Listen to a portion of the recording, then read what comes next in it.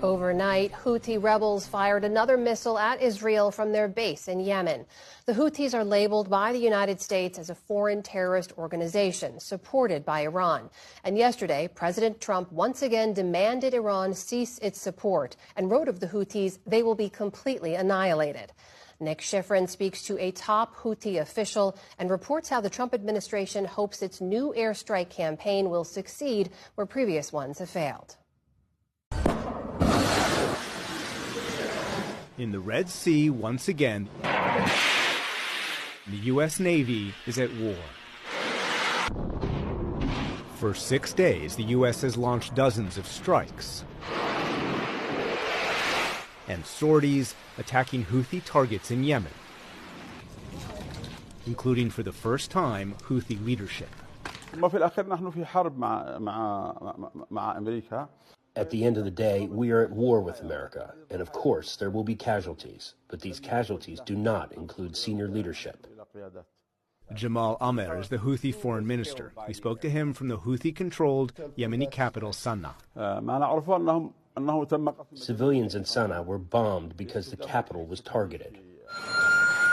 Houthi authorities say the strikes have wounded or killed dozens, including children. The U.S. denies any civilian casualties and instead blames the Houthis for bringing it on themselves.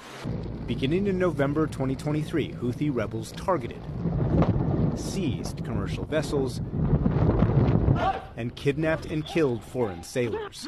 The Houthis claim to target ships linked to Israel in solidarity with Gaza, but their targets were much wider. During the Gaza ceasefire, they paused their attacks on ships. But when Israel blocked humanitarian aid to Gaza, the Houthis vowed to respond. And last Saturday, President Trump ordered the new strikes that Secretary of Defense Pete Hegseth told Fox News will continue until the Houthis stop. This will continue until you say, we're done shooting at ships, we're done shooting at assets. Will you stop your targeting of Navy ships and commercial ships? When the siege on Gaza ends, the tension in the Red Sea will end. Therefore, when Gaza receives aid and Israel implements the agreement, everything will end. Will you expand your attacks to U.S. bases in Djibouti and the United Arab Emirates? Now that the USS Truman is targeting Yemen, Truman is being targeted back. But as the war expands, missiles and aircrafts launched against Yemen will be hit. The Houthis are an Iranian-backed rebel group that in 2014 seized Sana'a. Their enemy, the soldiers of the internationally recognized government of Yemen, supported by a Saudi-led coalition,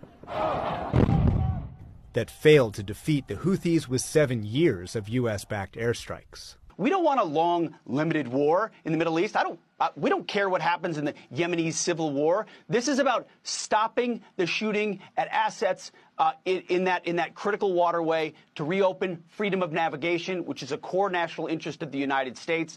And Iran has been enabling the Houthis for far too long. They better back off. The U.S. and UN say Iran provides the Houthis parts for its advanced missiles, as well as funding, training, and intelligence, something the Houthis in Iran deny. Has Iran asked you to restrain your response to the U.S. strikes? Iran doesn't direct Yemen. Yemen is a sovereign state, and we do not accept directives from anyone. Iran has had its strategic air defense removed by Israel. Hezbollah has had its leaders killed and its political influence in Lebanon diminished. And Hamas itself has had its leaders killed and its military capacity severely diminished. Do you acknowledge that the so-called axis of resistance is at its weakest point in years? We are not entirely dependent on our allies. We merely help our allies. So this is a Yemeni decision, allies or not. The Houthis run a de facto government that oversees most of Yemen's population. Their critics say they govern not for the people, but for themselves, and collect taxes to wage war, despite claims they want peace. You bombed government ports. You've refused to recognize the UN-backed government. Until you take that step of recognition, how can anyone take seriously your claim?